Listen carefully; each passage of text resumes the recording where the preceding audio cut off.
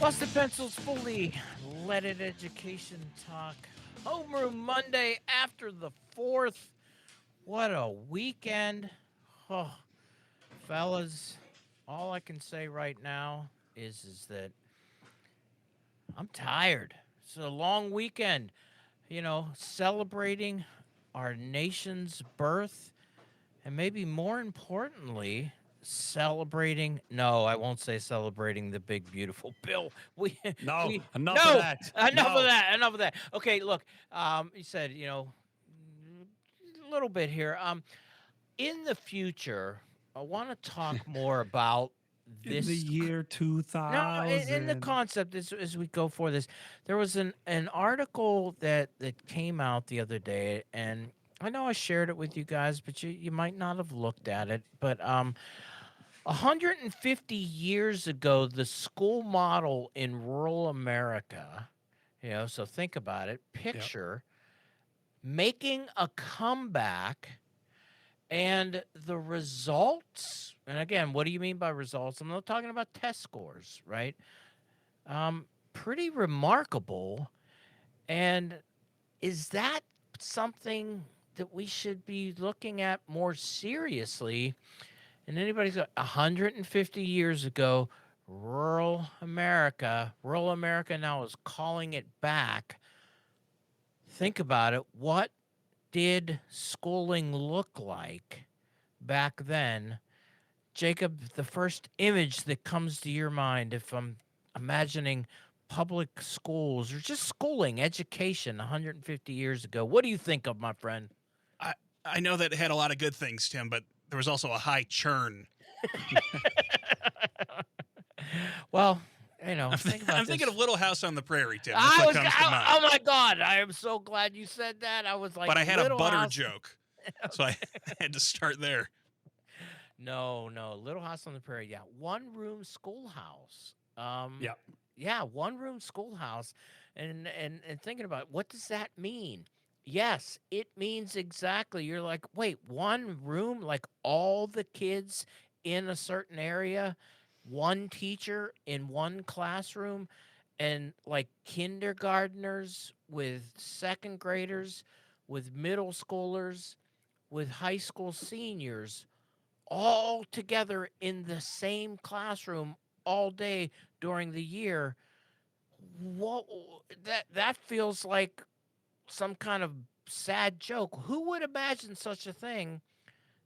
Well, Johnny, at least according to the what we're seeing here out of this article, and I said I wanted to set this because I've put out some invites to some guests, hopefully future guests that are associated with this movement, and I want to get them on the show to kind of give us an inside look at this because, Johnny, one of the things we do on Busted Pencils is we say, if there's great education out there, we want to hear about it, we want to see it, and at least according to this first article that I'm looking at, it's going really well in these experimental one room schoolhouses with all grades, all ages.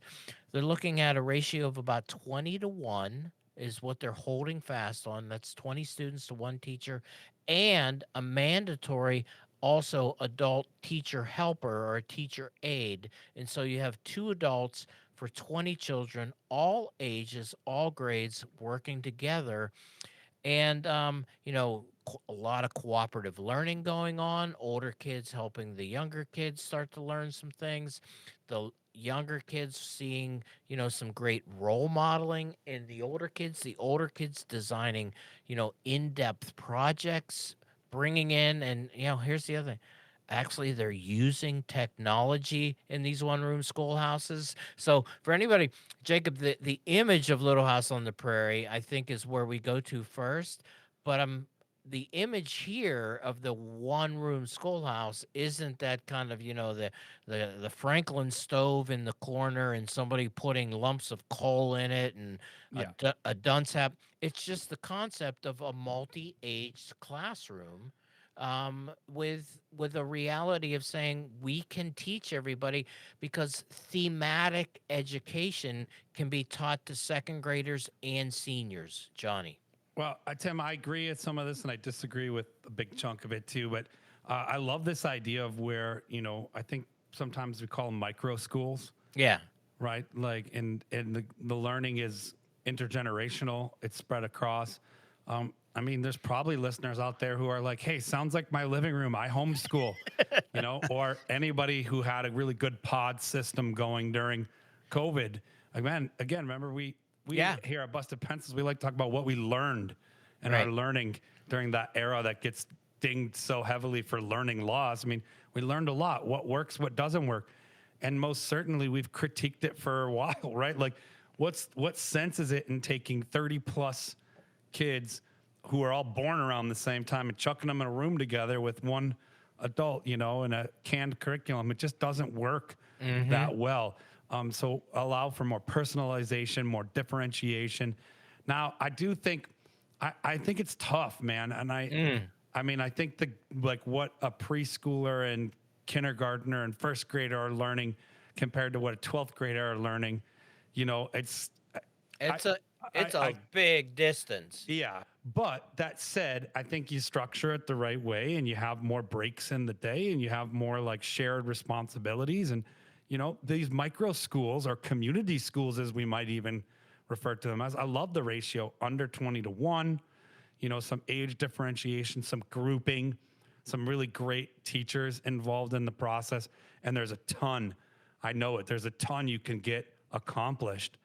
So I'm a big fan of this, even though I'm like, oh, hold on, I think we're painting the Okay. picture a little differently than probably how it's successful. Because I still am imagining a tiny little room, everybody's sitting together, and it's pretty much the older kids are taking care of the younger kids, and everybody's working. But I know that's not what it is, and it's pretty exciting stuff. And I call them micro schools. I think it's my own aversion to like what's evoked when we say, "Hey, let's do one room schoolhouses," and all the "Make Yeah. America Great" people are like, "That's what we've been talking about. Let's drive it back 150 years," and I worry and I cringe because again, like we are talking about like rolling it back on so many things. Like it wasn't all great back then, but the Mm. localization, the take what we know today and apply it to some things that were working for a really long time. Mm. And the one thing about you know the capacity we have as educators, right? We talk about this on Busted Pencils. What can and ought our public schools be? Well, one of the great capacities we have is the ability to change. And I hear this, Tim. I love this because it's not throw the baby out with the bathwater, Mm-mm. right? I'm like, no one room schoolhouses, throw the baby out with the bathwater. It's like, hey, what's really great about what worked for a really long time? What's not so great? Let's take out the not so great.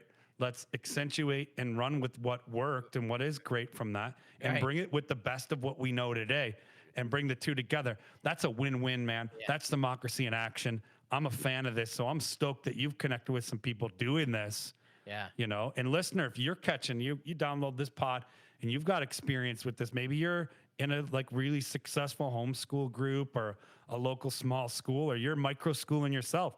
Like, let's get you on. Let's learn more about this, Tim, because I love it, man. Big fan. Yeah, love it too. Yeah, take away that image, of Laura Ingalls Wilder sitting there in some. Nothing wrong with that either, man. I Yeah. just got some good memories of watching some old timey stuff. But yeah, take away that it's not for all my Michigan folks. It's not a trip to Greenfield Village. But little trivia, Tim, you ever been there? Henry I'm Ford's museum in Greenfield no. Village over there in Southeast Michigan. We got to go. We got to do a rendezvous over in Southeast Michigan, especially as Civic Media expands its network. Yeah, We got to get yeah. over there to Michigan, but it's not as old timey as we're joking about. Mm. Because Tim, you talked about there's technology involved. Yeah. I just see the ability to differentiate and personalize and make practical so much of the learning Yeah. situated in place, understanding individuals and young people. And And, it and might be a stopgap in this time of like really radically hurting public schools through funding. This might be a way to, well, to counterattack. yeah, and actually we're not going to get too deep into it, but that is considered one of the benefits is that this is cheaper Yeah. and more efficient. And so, whoa, yeah, Tim and Johnny talking about being more efficient in schooling and being cheaper. Hey, look, we were never fund things that aren't working in ridiculous, inordinate amounts.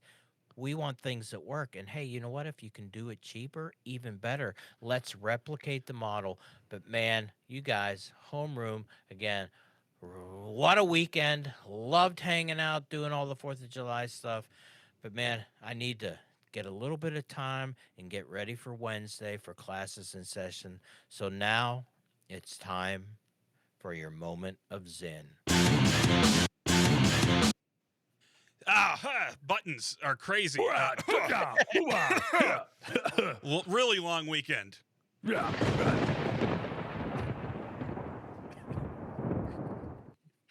The future is an infinite succession of presents, and to live now as we think human beings should live, in defiance of all that is bad around us, is itself a marvelous victory.